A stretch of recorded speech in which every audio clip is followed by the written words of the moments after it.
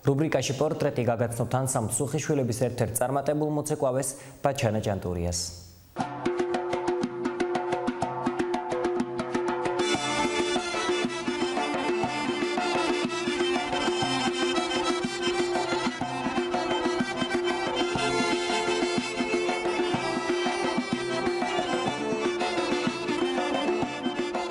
სუხიშვილები არის ყველა მოცეკვავის ოცნება. თუ ხარ მოცეკვავი და გადაწყვეტილი გაქვს, რომ იყოს შენი პროფესია ცეკვა, გინდა გააგრძელო, ჩემი აზრით უმაღლესი მწვერვალი მაინც სუხიშვილებია. შინით შედიხარ და გამოსვლა არ გინდა. გინდა იქ იცხოვრო. ცხოვრობ, რა თქმა უნდა, მაგრამ უფრო მეტი გინდა. თან პროფესიულად ვითარდები. ყოველ დღე ქმნი რაღაც ახალს. ყოველ დღე გეძლევა იმის საშუალება გამოხატო შენი მაქსიმუმი.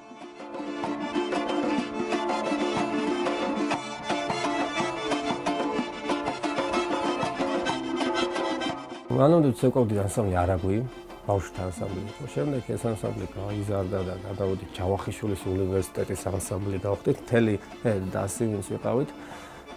ამ დროს მე ჩავაბარე უნივერსიტეტში და დავამთავრე გავხდი დიპლომიანი ქორეოგრაფი. ამ დროს თან ბავშვებთან მუშაობდი. იყო პერიოდი, როდესაც რაღაცა ტრავმები მქონდა, პრობლემები მქონდა მუხთან დაკავშირებით და ერთხელ ვნახე ჩემი ანსამბლის კონცერტი პარტერიდან. და აი მაშინ მივხვდი, რომ მე ცეკვის გარეშე არ შემეძლო. მაშინ მივხვდი, რომ ეს იყო ჩემი ცხოვრება, ეს იყო ჩემი მიზანი. როდესაც განვიცადე ჩემ თავზე, რომ მე ვერ ცეკვავდი და ჩემი მეგობრები ცეკვავდნენ. ის იყო ყველაზე დიდი ტკივილი.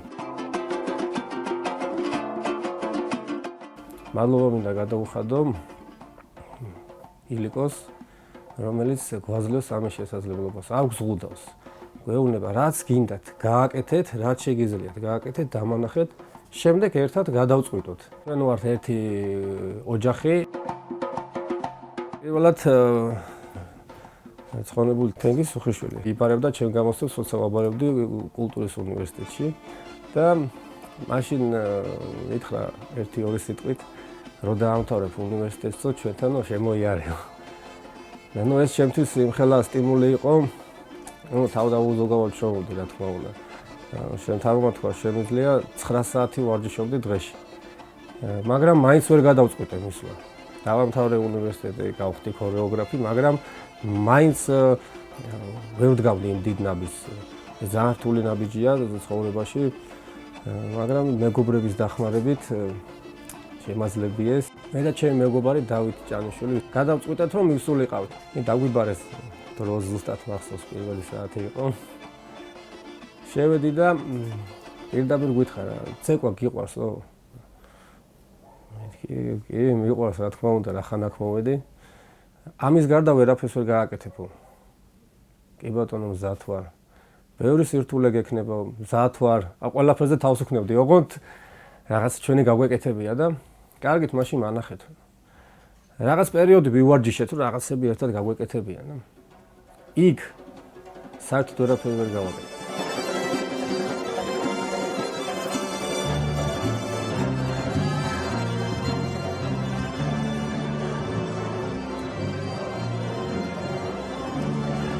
გითხრა, რომ თქვენ დარჩებითო და შეგხედავთო ერთი თვეო, როგორ შეძლებთ. იმ სიტყვის შემდეგ დღესაც სუხიშვილებში ვარ. იმის მერე თუ რამე კარგი ხდება ჩემ ცხოვრებაში, ყველაფერი სუხიშვილებს უკავშირდება. ჩემი ოცნებების ახდენაც სუხიშვილებს უკავშირდება. პირველი კონცერტი იყო ფილარმონიაში. მაშინ ვაკეთებდი, რა თქმა უნდა, ახალ მისული როცა ხარ, რაღაც კონკრეტულ ცეკვებში არ გაყენებენ რაღაც სირთულეს წარმოადგენს და ცდილობენ ნელ-ნელა ერთი ცეკვა, ორი ცეკვა. სოლოს ვაკეთებდი ბოლოს ჯუთაში.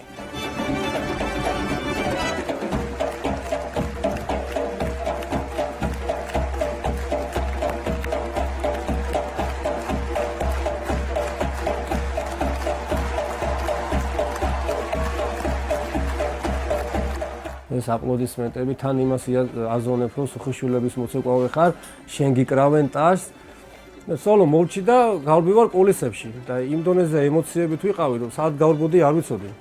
ბოლოს აღმოჩნდი პარტერში ჩავირბი. კულისებში კი არ შევედი, პარტერში ჩავირბიდი და ვიყურები ეს ხალხი, ქვევი მე მიყურებს. ნუ აი ის რო ამოვედი შემდეგ იქ კულისებში რა თქმა უნდა ილეკო დამხვდა და მესმის შენი. გაიქეს ეგ სახში დავრეკე დედა, მამა გავაკეთე.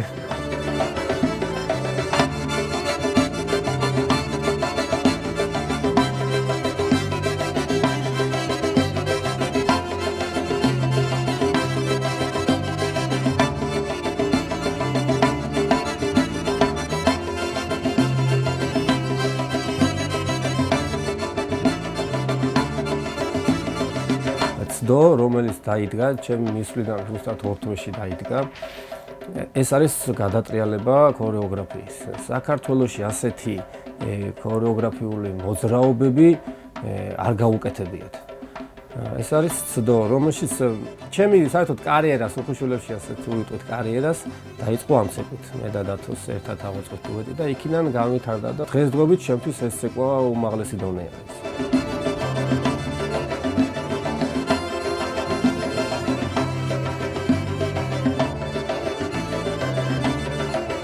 რაც არ ვითარდება ხდება.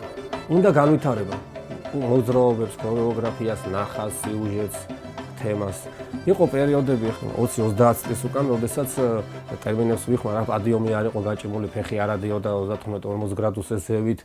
იყვნენ მოცეკვავე, რომლებიც აკეთებდნენ, მაგრამ არ იყო ასე მასშტაბური.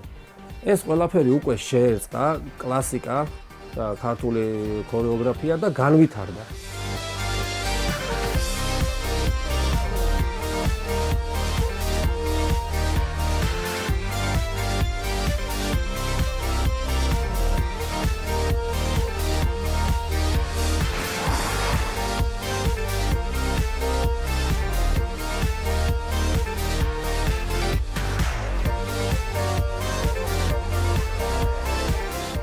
ეს არ არის გათანამედროვე. ჩვენ შეგვიძლია მოვიძიოთ ძველი ვიდეოები, სადაც უფრო მეტი სხვა ისეთი მოძრაობები დევს, რომ იტყვი ეს არ არის ქართული შეიძლება და ვიღაცა მოიგონა. დღეს ერთ სათვალავში სამ მოძრაობას ვასრულებ. მაშინ ერთ სათვალავში ერთი მოძრაობა სრულდებოდა. ანუ ვითარდება ყველაფერი რა. ეს გარდაუვალი, ეს აუცილებელია.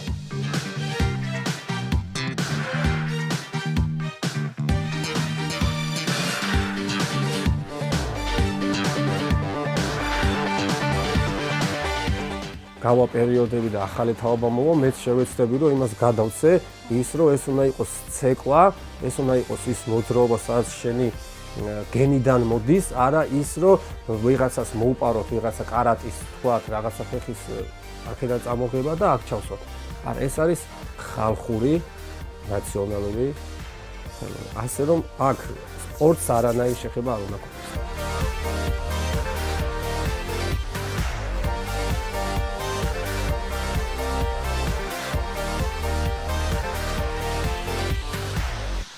წელია რას ქართულ ნაციონალურ კოსტუმს ვიცმევ. იმ პერიოდში მხოლოდ და მხოლოდ ჩემთვის იყო ეს კოსტუმი. ვიცმევდი და გავდივდი სცენაზე.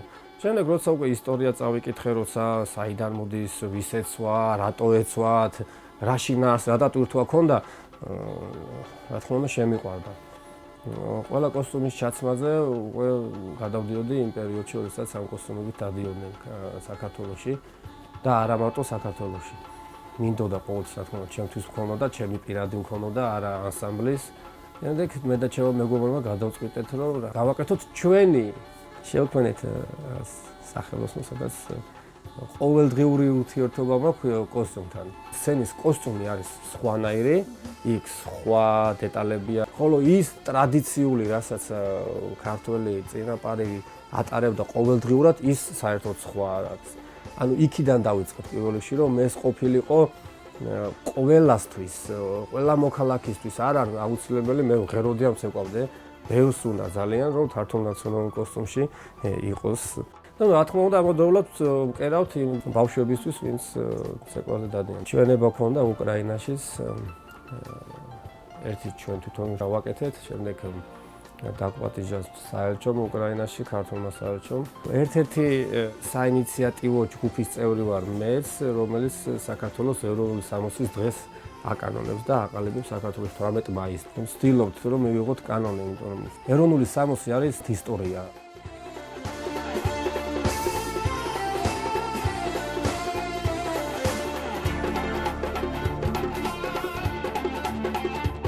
ვართ აფხაზეთიდან, სოხუმიდან, ჩამბის ქუჩაზე. სანაპირო მახსოვს?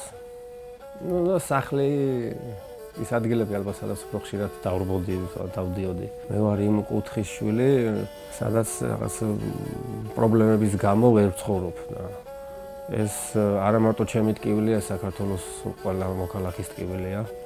და დიდი იმედი მაქვს, რომ აუცილებლად დავბრუნდებით და საქართველო გამთლიანდება. მაქვს ურთიერთობა, ჩემი სახელოსნოდაც მქონდა ბევრი კოსტუმი გადავიტანეთ იქით, შევუკერეთ იქაურ ანსამბლებს აფხაზეთში. ვცდილობ ახალგაზრდებთან ურთიერთობას. 1-2 ადამიანი მყავდა იქაური ანსამბლიდან. ქუჩაში რო გამყავდა ეშინოდათ. და მეუბნებოდი, რომ მეთქი აი ახლა განახებ, როგორ პატივს გცემენ შენ რო აფხაზი ხარ და ქუჩაში გავლეთ ქართველებს ვეუბნებოდი, რომ აი ეს აფხაზია. ყველა ეხვეოდა, ყველა ეკითხებოდა, როგორ მოგწონთ, რა შვები, რაღაცა. ისეთი აღფრთოვანებით წავიდნენ, ჩვენო ამას მეგობრებს გადავცემთო. და შევეცდებითო, რომ ესენი ჩამოვიყვანოთ აქეთ.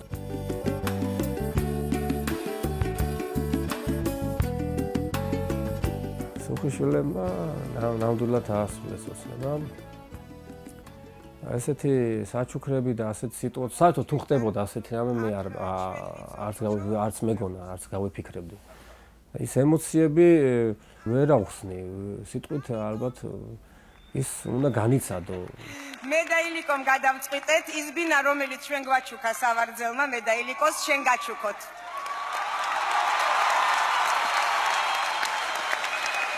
ხშირად უყურებ ვიდეოს. ძალიან ხშირად ის კადრებს, სადაც სახლს გადმოცემენ, უფრო მეტად მაძლიერებს და უფრო მეც სტიმულს მაძლევს. ხანდახან არის სიტუაცია, როცა ცეკოტია, საერთოდ ადგომა არ გინდა. მაგრამ თან შენ თავს ავალდებულებ, თან შენი პროფესია გავალდებულებს, მოდონების უფლება არ აქვს. ამ პერიოდში ჩავრთავ ხოლმე და უყურებ, რომ ამხელა სიხარული მომანიჭა. საერთოდ ცხოვრება შემიცვალა. როცა უკვე იცი, რომ შენი საკუთარი სახლი გაქვს, იმაზე არ ფიქრობ უკვე სახლზე და უკვე სხვა რაღაც განვითარებაზე ფიქრობ.